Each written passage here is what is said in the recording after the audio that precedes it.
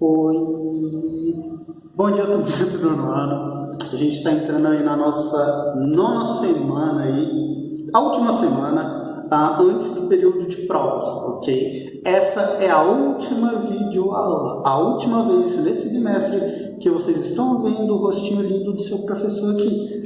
Mas isso quer dizer que a gente não vai ter andando nas próximas aulas? Não. As próximas aulas eu vou passar algumas atividades para concluir o capítulo, ok? Porque depois desse assunto só vai ficar faltando algumas atividades e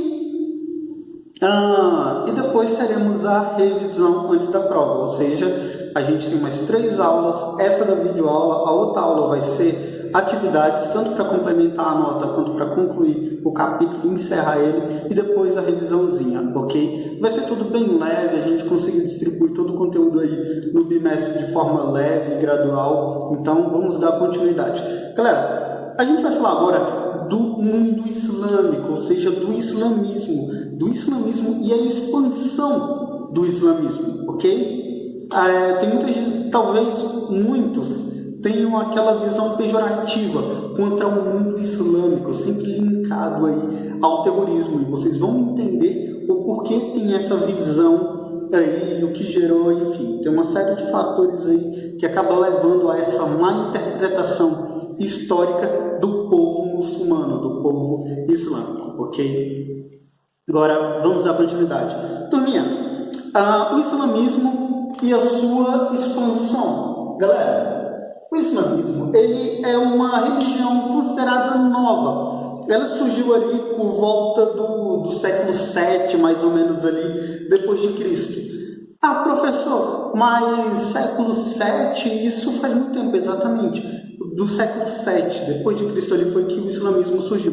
Lembra que eu falei nas últimas aulas que o islamismo ele nasceu dentro do cristianismo, ou seja, tinha o judaísmo, dentro do judaísmo surgiu o cristianismo e dentro do cristianismo surgiu o islamismo. Exatamente. É seguindo essa sequência aí. Ou seja, das três maiores religiões do mundo, pode-se dizer que o islamismo aí, ele é a mais recente, ok? Ele é caracterizado aí pelo seu grande profeta aí, Maomé.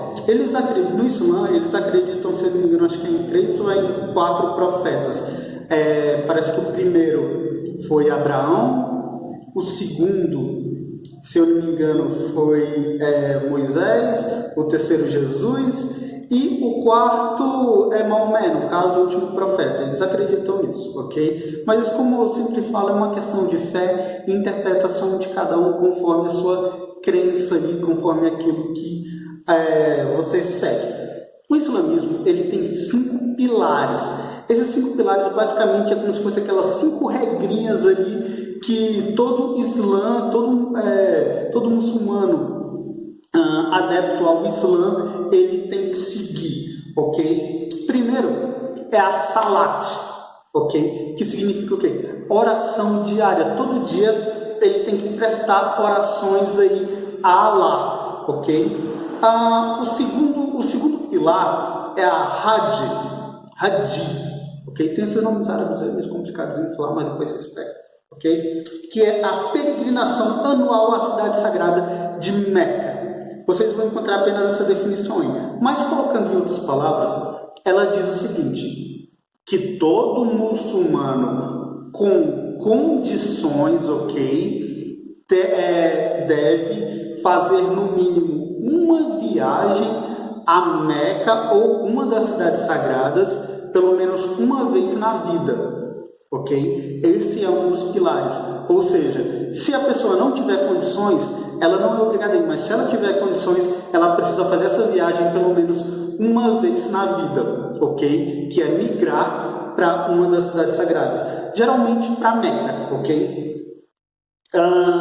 E outro, no caso, o terceiro pilar, eu não sei se vocês já ouviram falar nos jornais, que é o Ramadã, que é o Ramadã, na verdade, ele é o jejum no mês sagrado ali, que no caso é o mês do Ramadã, é esse mês aí que eles tiram o mês de jejum, ok? Eles diminuem sua alimentação, começam a basear sua alimentação ali em alguns produtos específicos, vou colocar assim. Eles ficam com fome o mês todo? Não, eles não ficam com fome o mês todo, mas eles passam o mês do Ramadã todo se consagrando, que é chamada As-Sa'am, que é o terceiro pilar do islamismo. O quarto pilar é a doação de dízimos, ok?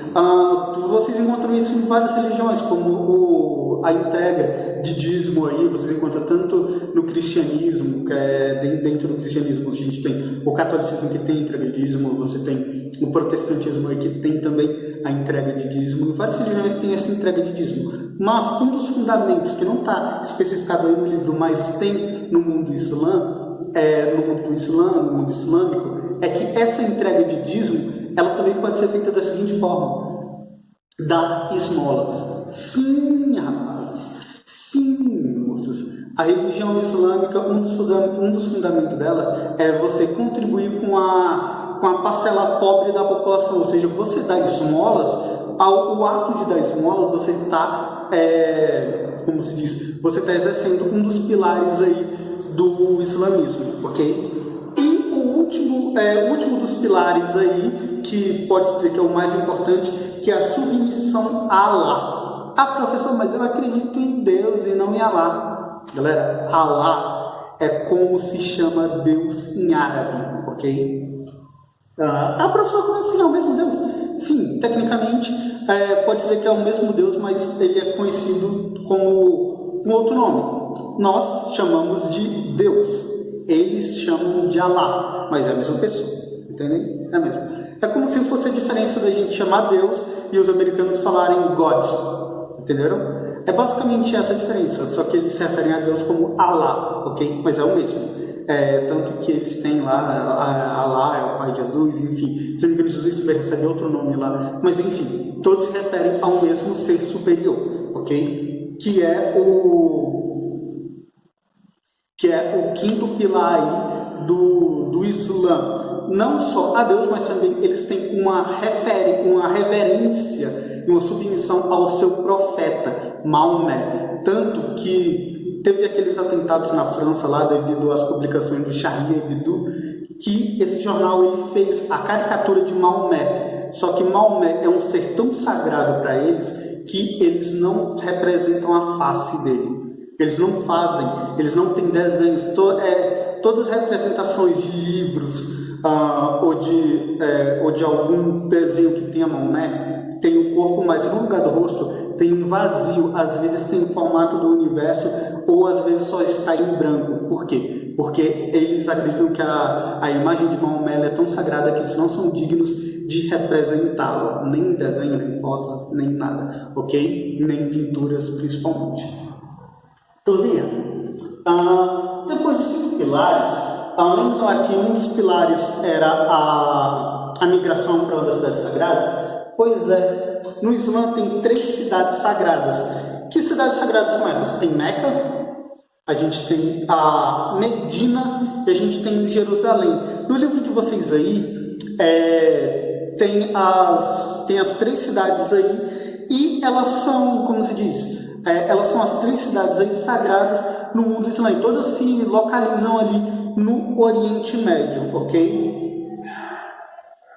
Também, o mundo islâmico ele foi durante muito tempo o centro de tudo. Lembrando que lá foi onde surgiu as primeiras civilizações e tudo mais, logicamente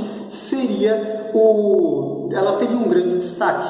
No caso, sempre foi o centro, pode dizer assim, mundial, econômico, político, científico, cultural do planeta. Foi ali no Oriente Médio, aí nessas civilizações islâmicas, ok? O povo islâmico também ele foi responsável por resgatar parte daquilo que foi perdido do conhecimento grego, romano e indiano, como história, astronomia, matemática, medicina. Muitas dessas coisas que se perderam do povo greco-romano, o Islã, o povo muçulmano, ele foi responsável por resgatar. E na ascensão aí, tanto da Europa quanto dos Estados Unidos, eles acabaram se apoderando desses conhecimentos aí, ok? Sem, como eu posso dizer,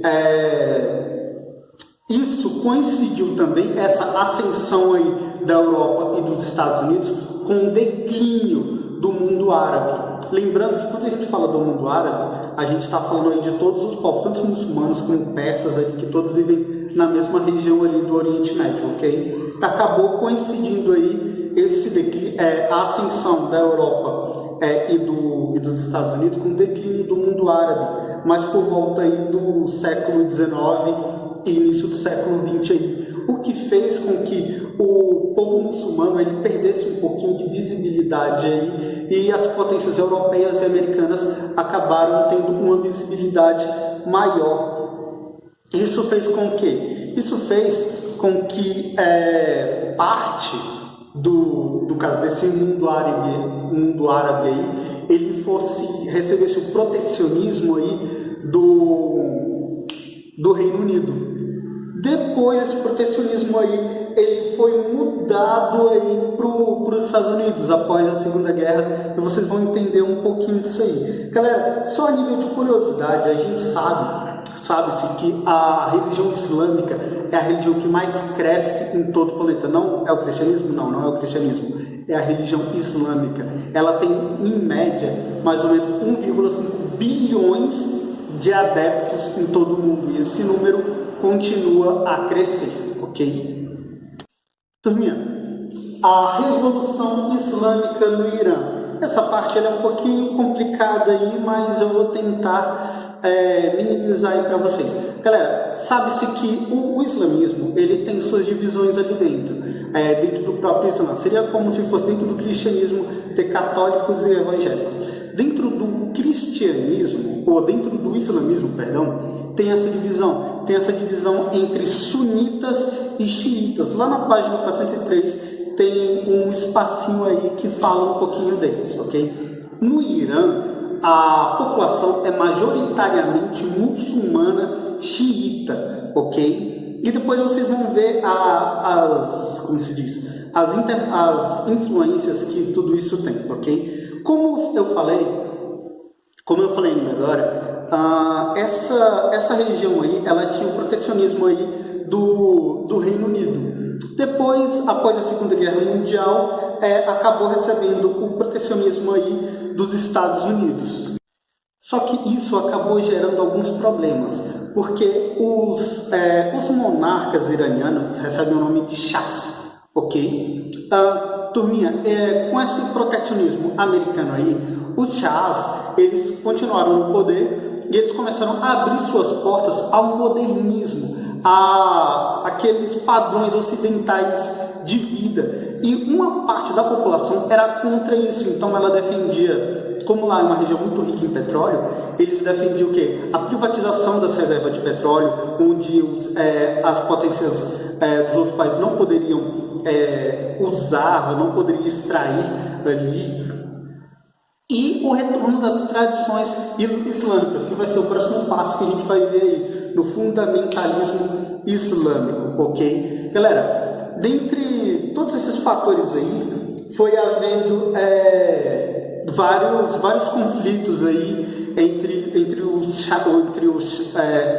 Shahs e os líderes xiitas, que são conhecidos como ayatollahs. Toda vez que vocês verem se tratando de ayatollahs, está se referindo aos grupos xiitas, ok? Aos líderes xiitas.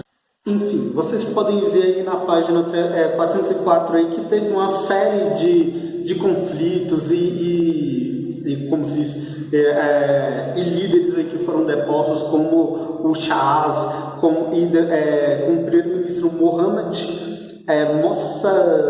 Mossadegh. Os nomes árabes são meio complicados assim mesmo, ok? Mas não se preocupem, você não é obrigado a saber falar esses nomes, ok? Mas é bom saber.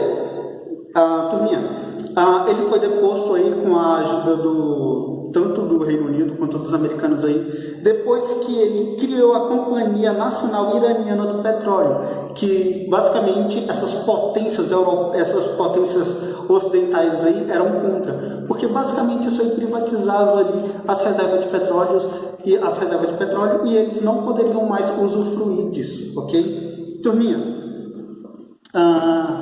Depois disso, teve várias guerras aí, como as guerras que aconteceu lá no Iraque, a Guerra do Golfo lá em 1990, 1991, e a mais recente que foi a Guerra do Iraque, entre 2003 e 2004 aí, e depois dei uma pesquisadinha nessas guerras aí, é bem importante. Eu vou passar um trabalhinho voltado para essas guerras aí, para completar a nota, ok? Turminha, vamos lá para o último assunto aí, que é o fundamentalismo islâmico. Galera, quando a gente trata de fundamentalismo islâmico, a gente se refere, vou até resumir essa parte, que basicamente ela se resume a isso, que é a preservação dos costumes islâmicos em detrimento daquela cultura ocidental. Isso acaba gerando muitos atos violentos, que são conhecidos como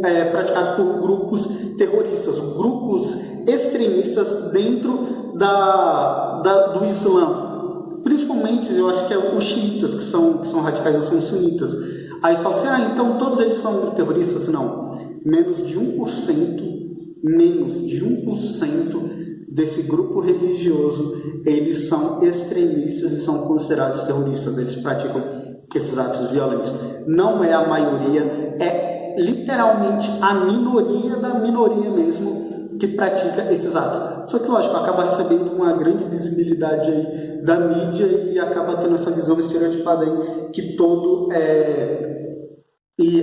Islã ele é terrorista, ok? Mas basicamente eles tentam ter esse fundamentalismo islâmico aí, manter as suas tradições sem interferência do Ocidente. Gente, boa parte da população, a grande maioria dos adeptos ao Islã, pode-se dizer que 99,9% é contra atos violentos, ok? Eles são totalmente contra atos violentos.